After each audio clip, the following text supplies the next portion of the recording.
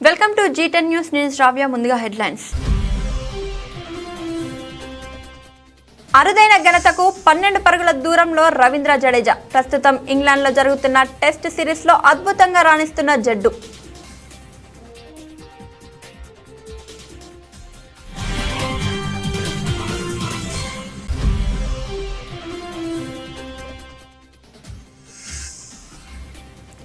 China ఓపెన్లో శుభారంభం. సింధు ముందంజ.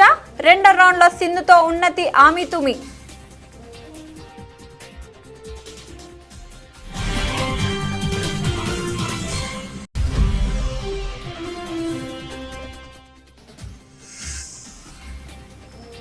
చరిత్ర సృష్టించిన దివ్య దేశ్ముఖ్. తొలి భారతీయ మహిళగా అరుదైన ఘనత.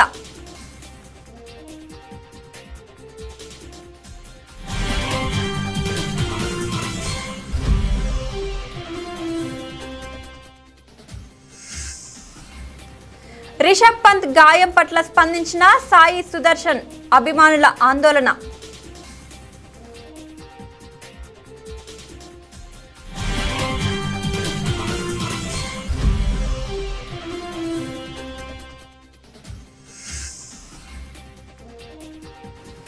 లోక్సభలో క్రీడా బిల్లు ప్రవేశపెట్టిన మంత్రి మండవియా.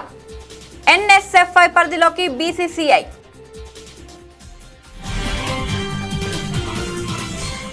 భారత స్టార్ ఆల్రౌండర్ రవీంద్ర జడేజా ప్రస్తుతం ఇంగ్లాండ్లో జరుగుతున్న టెస్ట్ సిరీస్లో అద్భుతంగా రాణిస్తున్న విషయం తెలిసిందే.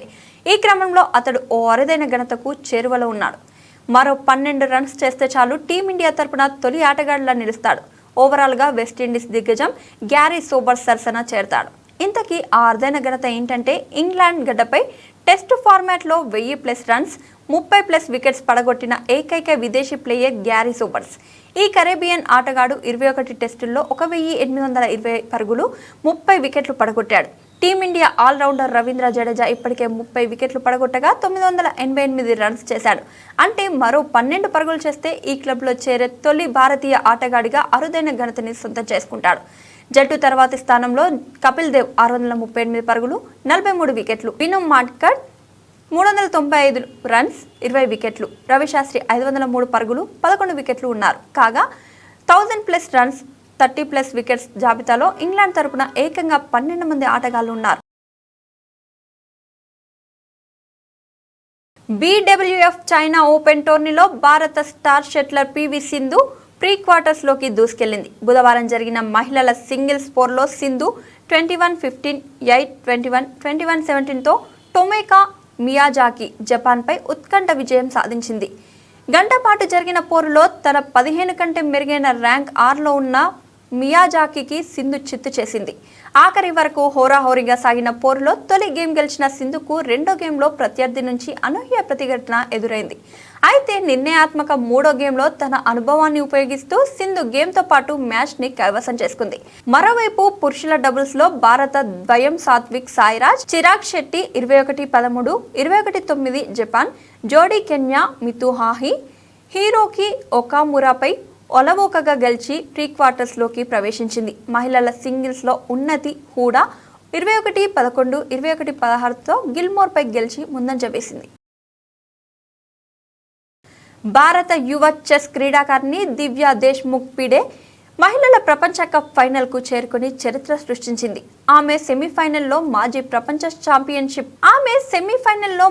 ప్రపంచ ఛాంపియన్ తాన్ జుంగేని 1.5, 0.5 తేడాతో ఓడించింది.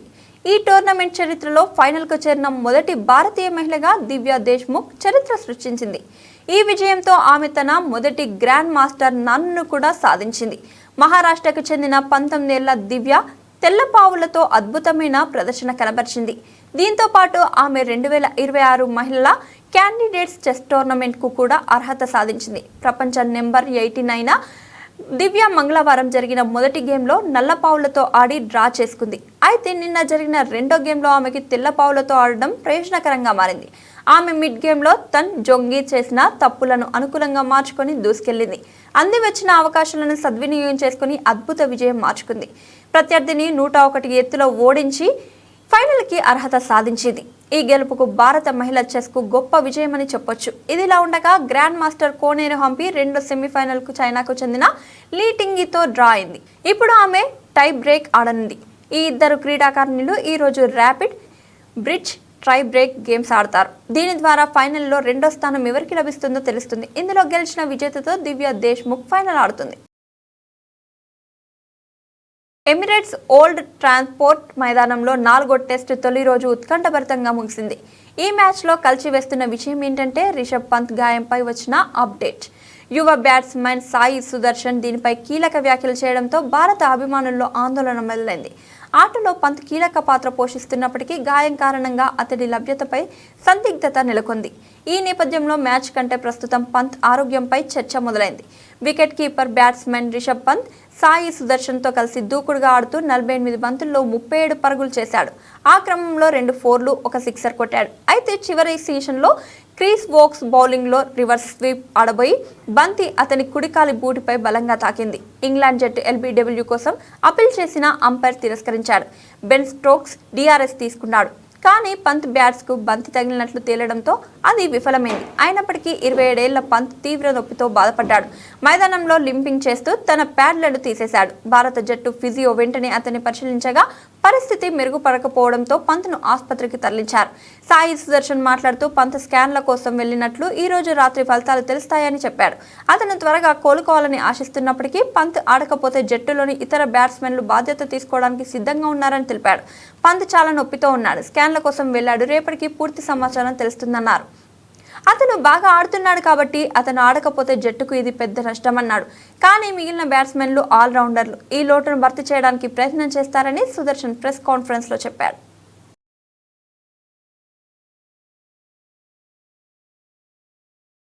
దేశ క్రీడా రంగంలో కీలక మార్పులకు రంగం సిద్ధమైంది. పారదర్శకత, అవినీతి రహిత క్రీడా సంఘాల ఏర్పాటు కోసం కేంద్ర ప్రభుత్వం నేషనల్ స్పోర్ట్స్ గవర్నెన్స్ బిల్లును తీసుకొచ్చింది. బుధవారం లోక్సభలో కేంద్ర క్రీడాకార శాఖ మంత్రి మన్సుఖ్ మాండవియా ఎస్ఎస్జీ ప్రతులను ప్రవేశపెట్టారు. దీని కింద దేశంలోని అన్ని జాతీయ క్రీడా సమైక్యలు నేషనల్ స్పోర్ట్స్ బోర్డు కిందకు రానున్నాయి. దీని ద్వారా ఏండ్లుగా కోర్టులో నలుగుతున్న వివాదాలకు ఫుల్ స్టాప్ పడే అవకాశాలు కనిపిస్తున్నాయి. ఇన్నాళ్లుగా ఆయా ఎన్ఎస్ఎఫ్లో పేరుకుపోయిన ఎన్నికల అవకతవకలు, అవినీతి సంబంధిత వ్యవహారాలపై ఈ బిల్లులో ప్రముఖంగా ప్రస్తావించారు. జాతీయ క్రీడా సమైక్యలో ఎన్నికల నుంచి ఎంపిక ప్రక్రియ వరకు ఏదైనా అవినీతి ఉంటే వాటిని నేషనల్ స్పోర్ట్స్ ట్రిబ్యునల్ ద్వారా పరిష్కరించనున్నాయి. సివిల్ కోర్టుకు ఉన్న అధికారాలను ఈ ట్రిబ్యునల్కు కల్పిస్తూ బిల్లును రూపొందించారు. ట్రిబ్యునల్ తీర్పును సుప్రీంకోర్టులో సవాల్ చేసే అవకాశం ఇందులో కల్పించారు. ఇదిలా ఉంటే తాజా బిల్లుతో బీసీసీఐ ఎన్ఎస్ఎఫ్ఐలు పరిధిలోకి రానుంది. ఇన్నాళ్ళు కేంద్ర ప్రభుత్వం నుంచి ఎలాంటి ఆర్థిక మద్దతు లేకుండా స్వయం ప్రతిపత్తితో వ్యవహరించిన BCCI national sports governance bill కిందకు రానుంది. బులెటిన్ ముగించే ముందు హెడ్లైన్స్ మరొకసారి చూద్దాం. అరుదైన ఘనతకు 12 పరుగుల దూరంలో రవీంద్ర జడేజా. ప్రస్తుతం ఇంగ్లాండ్లో జరుగుతున్న టెస్ట్ సిరీస్లో అద్భుతంగా రాణిస్తున్న జడ్డు.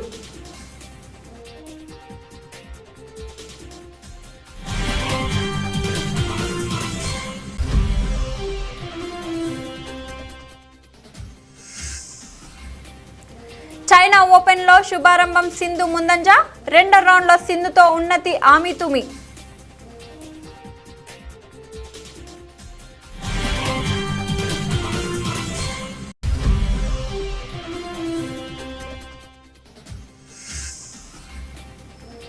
చరిత్ర సృష్టించిన దివ్య దేశ్ముఖ్. తొలి భారతీయ మహిళగా అరుదైన ఘనత.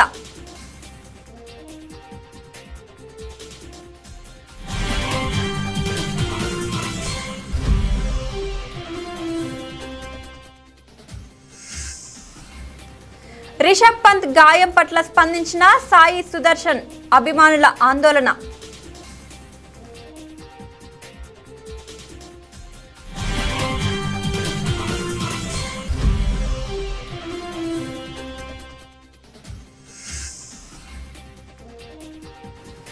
లోక్సభలో క్రీడా బిల్లు ప్రవేశపెట్టిన మంత్రి మండవియా.